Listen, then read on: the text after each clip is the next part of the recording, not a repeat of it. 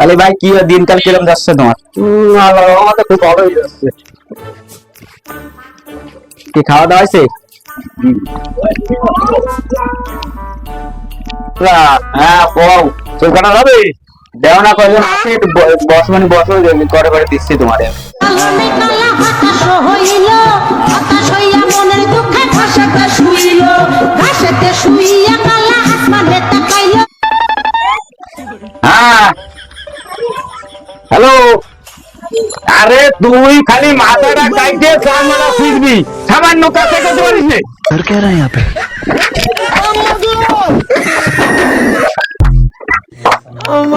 ভাই ভাই বসেন ভাই, দাদা বসেন, দাদা দাদা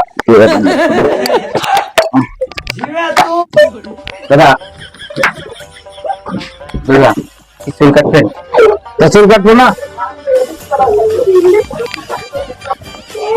দাদা আপনি কি করেন দাদা? আরে আমি গরু বেচারি, গোস্তের দোকান আছে।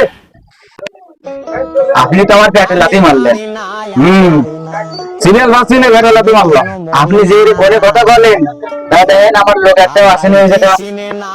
আরে বাবা, আমি তো আমাদের ব্যবসায়ী, সেই ব্যবসার কথাই বলেছি। আপনার ব্যবসা করে তো আপনার পেট চলবে না, আর আমার যে খদ্দের কটা চলে গেল,